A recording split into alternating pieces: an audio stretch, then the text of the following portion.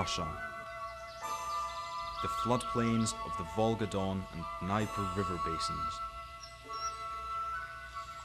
In the few patches of European wetland habitat which remain unspoilt, an amazingly diverse range of plant and animal life flourishes. But there's one mysterious creature, one of the most prominent in Russian folklore, who today is almost never seen.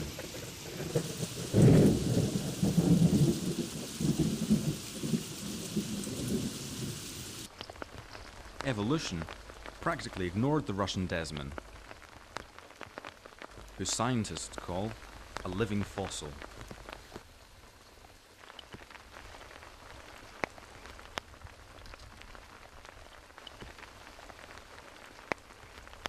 In ancient times, she inhabited much of Europe, but the march of human civilization brought catastrophic disturbance, driving her back relentlessly into the furthest, most isolated corners.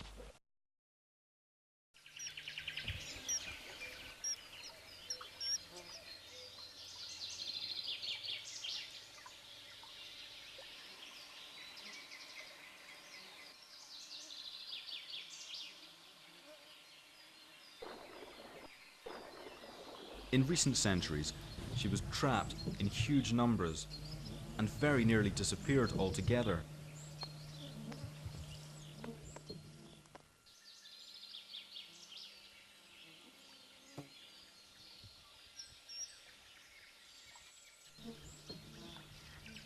The few thousand that survive today are extremely shy and very rarely venture onto dry land.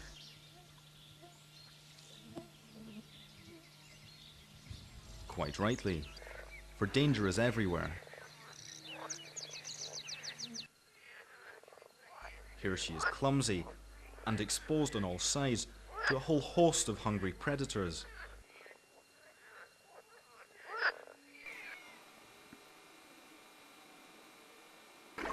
But on entering the water, a transformation takes place.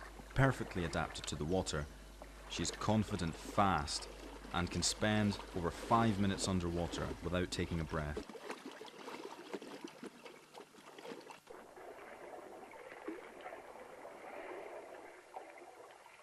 With a long white tail as rudder, she is highly maneuverable. And strong flat paws power her forward through the water.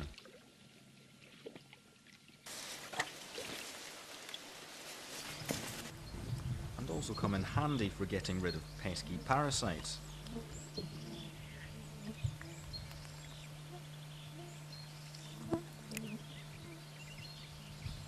Food is abundant in this ecosystem. Not that that matters much, the desman will eat virtually anything. Anything from insects to fish or amphibians. But delicacy number one is undoubtedly the mollusk.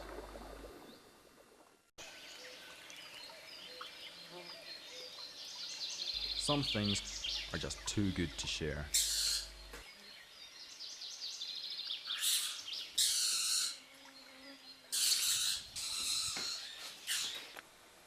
Tiny, poorly developed eyes are not much good for hunting, but this is no real handicap. The desman's nose is a high-precision instrument, which guides her from one meal to the next. And when it's time for a breath of fresh air, this masterpiece of evolutionary engineering acts like a periscope, allowing her to take a break from the hunt and breathe easily, while not exposing herself to other, larger hunters. Not one for adventure, the desman tends to stick to accustomed hunting trails. These she marks out using musk glands, which are located at the base of her tail. Musk is a powerful, intoxicating substance, which sadly for the desman made her a prized ingredient in many expensive perfumes. To add insult to injury, her sleek fur coat made her perhaps the ultimate fashion victim. Fur trappers caught her in such numbers that by the early 20th century, the desman had virtually disappeared. Unfortunately, the Soviet Union recognized her plight before it was too late.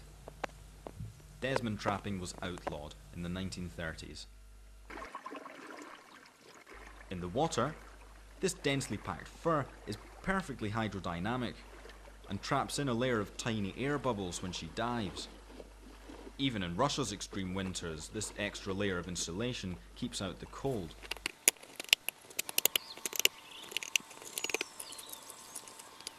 Even still, there's nothing like returning to a nice warm nest. The design is ingenious. The nest slopes directly into the water, so there's no need to make perilous forays onto dry land. Enormous energy goes into building not one, but several nests, each with a couple of emergency exits. Unfortunately, not even underground bunkers are 100% foolproof.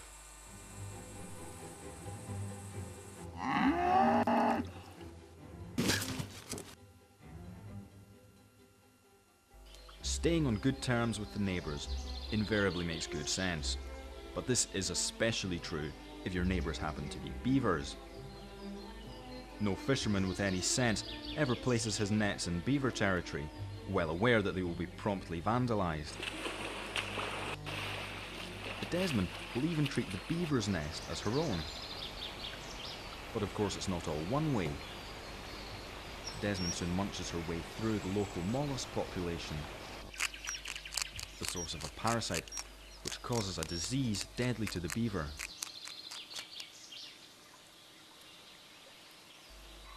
Humans are not such welcome neighbours.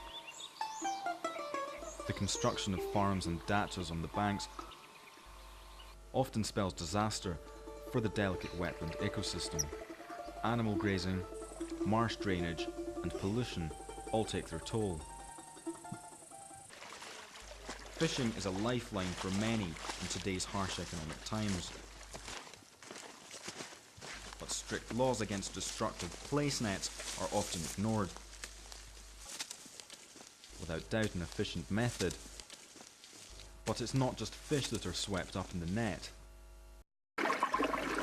Once caught, the desman has only a few minutes of air before drowning.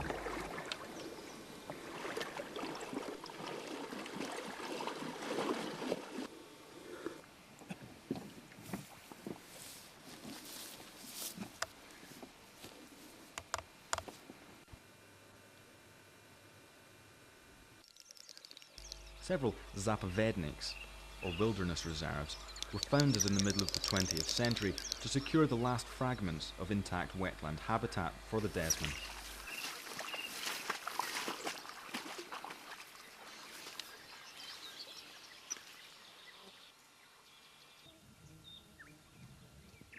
Rangers enforce strict rules designed to minimize disturbance.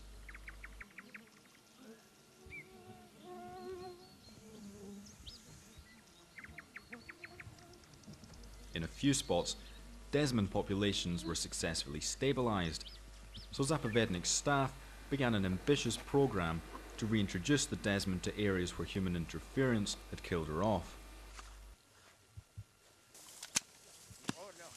But catching the timid beast is not easy. Scaring the desman from her nest into a net proved difficult and so traumatizing for the desman that many died of shock. So Zapovednik's staff came up with a safer and much more successful method.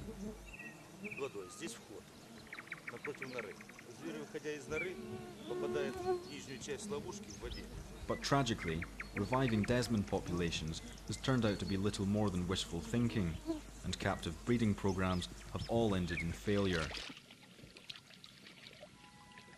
Maybe the only thing we can do is treat her unique habitat with more care.